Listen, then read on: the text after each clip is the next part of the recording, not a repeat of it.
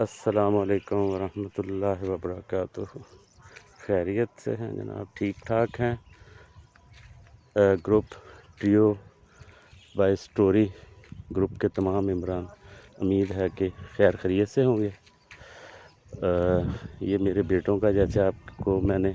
پہلے بھی ریکویسٹ کی تھی، میرا بیٹا حارث بن نوید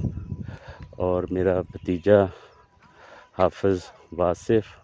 اور عبید الرحمن، جو کہ کوکنگ اسپیشلسٹ ہیں اور وہ مختلف ٹی وی چینلز کے اوپر کوکنگ کے پروگرام بھی کرتا ہے، تو یہ انہوں نے مل کے بنایا تھا۔ پھر انہوں نے اس گروپ کے اوپر توجہ دینا چھوڑ دی،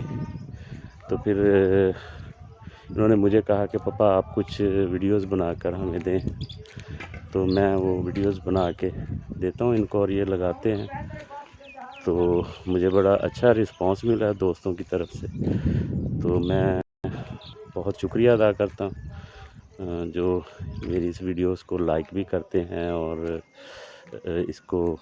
آگے شیئر بھی کرتے ہیں یوٹیوب چینل کے اوپر۔ تو یہ آپ کی مہربانی ہے۔ مجھے اتنا تجربہ تو نہیں ہے، کیونکہ میں نے یہ فرسٹ ٹائم جو ہے بنانا شروع کی ہیں ویڈیوز وغیرہ۔ تو مختصر سا تعارف کہ میں اس ٹائم کینال گارڈن کا فیز 3 ہے سٹی آرچرڈ، وہاں پر موجود ہوں۔ صبح کی واک جو ہے اس کا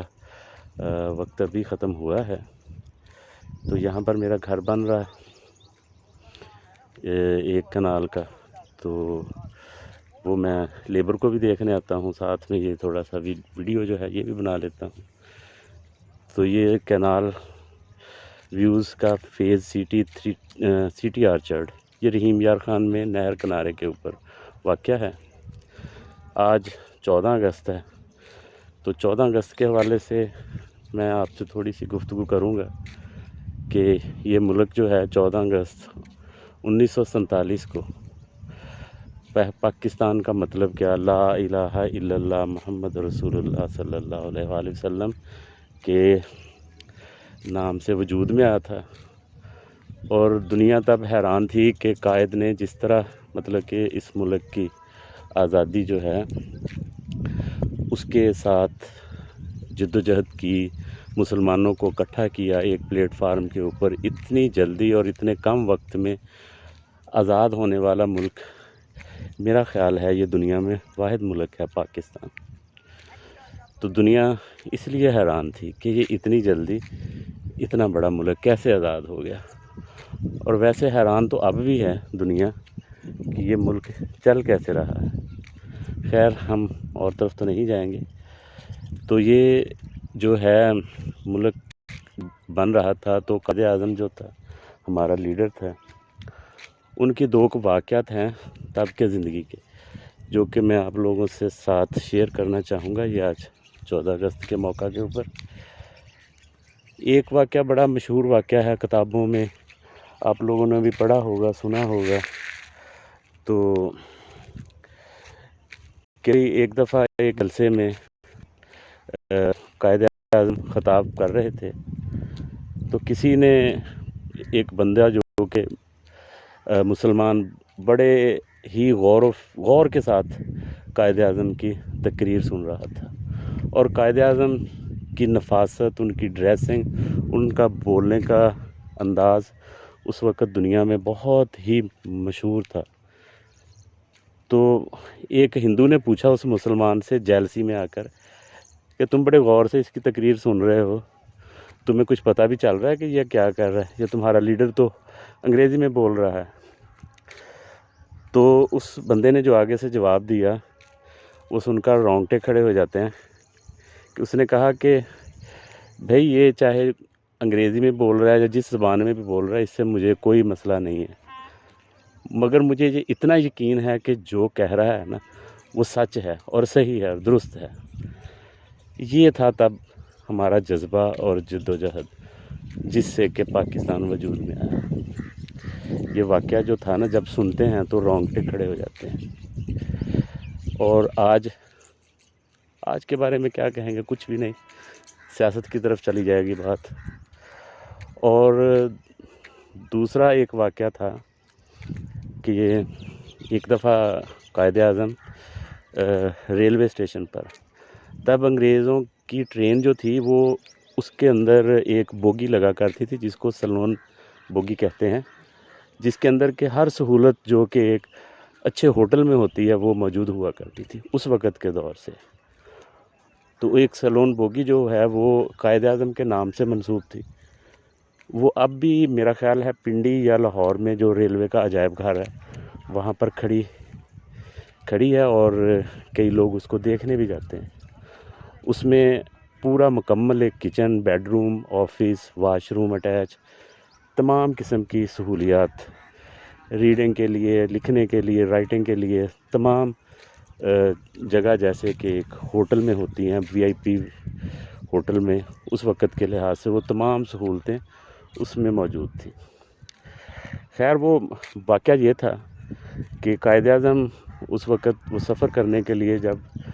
ٹرین میں اپنی اس بوگی میں، مخصوص بوگی میں سوار ہوئے، تو ایک سوچی سمجھی منصوبہ بندی کے تحت ایک خاتون نے اس بوگی میں سوار ہو کر چیخنا چلانا شروع کر دیا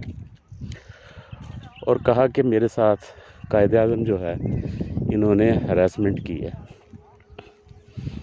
تو قائد اعظم جو ہیں وہ خاموشی سے پرسکون انداز میں بیٹھے رہے۔ لوگوں کا مجمع اکٹھا ہو گیا،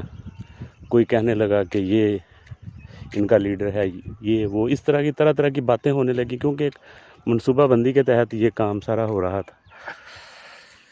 تو جب کافی سارا مجمع اکٹھا ہو گیا اور قائد اعظم جو تھے، پولیس وغیرہ بھی آ گئی، انتظامیہ بھی آ گئی، تو ان کو مخاطب کیا کہ بھئی آپ اپنی سیٹ پر آرام سے بیٹھے ہیں، خاموشی سے بیٹھے اور مسکرا رہے ہیں، آپ کسی بات کا جواب کیوں نہیں دے رہے؟ آپ اپنی صفائی میں کچھ کہیں ورنہ آپ کے خلاف قانونی کارروائی ہوگی۔ تو قائد اعظم جو، جیسے میں نے پہلے آپ کو کہا کہ بڑے نفیس انسان ہوا کرتے تھے، ان کی ڈریسنگ گاندھی کی طرح نہیں ہوتی تھی، ان کی ڈریسنگ جو تھی وہ ایک بہت ہی اعلیٰ درجے کی 3 پیس سوٹ ہوا کرتا تھا، اور شوق سے جو ہے وہ سگار یا سگریٹ اس وقت جو پیا کرتے تھے۔ تو آپ سکون سے ٹانگ کے اوپر ٹانگ رکھ کر بیٹھے رہتے تھے۔ ایک ان کی بڑا پاپولر پورٹریٹ بھی ہے جو کہ ہمیں اکثر یہ فوٹو شاپس کے اوپر مل جاتا ہے کہ ان کا بیٹھنے کا جو انداز تھا وہ ٹانگ کے اوپر ٹانگ رکھ کر بیٹھا کرتے تھے۔ تو آپ نے نا وہ سگار جو تھا اس کو پی رہے تھے، تو ٹانگ کے اوپر ٹانگ رکھ کر بیٹھے تھے اور ہاتھ جو ہے گھٹنے کے اوپر رکھا ہوا تھا جس ہاتھ میں سگار تھا۔ تو آپ نے ان لوگوں کو مخاطب ہو کے مسکرا کے کہا کہ یہ جس انداز میں بیٹھا ہوں میں تو اسی انداز میں بیٹھا ہوں، اور جیسے وہ راکھ ایک جب تک اس کو وہ چٹکی بجا کے ایک مخصوص انداز میں جھاڑتے نہیں ہیں تو وہ آگے جو راکھ ہوتی ہے وہ ایسے ہی رہتی ہے۔ تو وہ راکھ جو تھی نا وہ ویسے کی ویسے تھی۔ تو قائد اعظم نے ان کو کہا کہ یار میری سچائی کے لیے یہی واقعہ ہے، یہ دیکھ لیں کہ جو میں سگریٹ پی رہا ہوں، اگر میں نے اس کو کوئی چھیڑا ہوتا یا حرکت کی ہوتی تو یہ جو راکھ ہے، یہ راکھ جو ہے یہ نہ گرتی۔ یہ دیکھیں راکھ جو ہے، جب سے میں بیٹھا ہوں میں ایسے ہی بیٹھا ہوں، یہ راکھ ویسے ہی سگریٹ کے آگے لگی ہے۔ تو جتنے بھی لوگ تھے وہاں پر وہ یہ بات دیکھ کر دنگ رہ گئے اور انہوں نے مانا کہ یہ جو عورت ہے اس نے غلط الزام لگایا ہے، اور پھر جو بھی ہوگا ہوا ہوگا۔ اور یہ واقعہ جو ہے یہ آنکھیں کھولنے کے لیے کافی، آپ اتنے حاضر دماغ تھے، اتنے مطلب کہ خوش اخلاق تھے، اور اپنے زندگی میں انہوں نے ثابت کر کے دکھایا کہ وہ بہت ہی اچھے اور نفیس انسان تھے۔ تو ایک تیسرا واقعہ ہے، ویڈیو ذرا لمبی ہو جائے گی، وہ ذرا میں مختصر کر کے سناؤں گا۔ آخری دنوں میں جناح جب کوئٹہ زیارت میں مقیم تھے اپنی رہائش گاہ پر، تو کیونکہ آپ کو ٹی بی تھا، مگر آپ نے بتایا کسی کو نہیں تھا، ٹی بی کی بیماری تھی، تو فاطمہ جناح نے جو بھی کھانا پیش کرتی تھیں وہ آپ ریجیکٹ کر دیتے تھے کہ نہیں میں نے نہیں کھانا، میرا نہیں دل کر رہا۔ تو فاطمہ جناح کو پتہ تھا کہ یہ نا ایک لاہور میں کک ہے جو پورا عرصہ ان کے ساتھ رہا اور ان کا کھانا بناتا رہا ہے، ان کو کھانا جو ان کے ہاتھ کا بڑا پسند تھا۔ تو آپ نے جو اس ٹائم سٹاف انچارج تھے ان سے کہا کہ اس کک کو نا بلواؤ لاہور سے، اور یہ قائد کو نہ پتہ چلے ورنہ انہوں نے منع کر دینا ہے۔ تو وہ اس کو بلایا گیا لاہور سے، اور اس کو پتہ تھا کہ قائد کس قسم کا کھانا پسند کرتے ہیں۔ اس نے وہ کھانا بنایا، اور بنا کے جب وہ کھانا قائد کے سامنے رکھا گیا تو آپ نے خوشبو سونگھ کے مسکرائے اور وہ کھانا پیٹ بھر کر کھایا، اور کھا کے فاطمہ سے کہا کہ یہ اس کو آپ نے بلایا، اس کک کا نام لیا۔ اب اس کک کا نام جو ہے میرے ذہن سے نکل گیا ہے،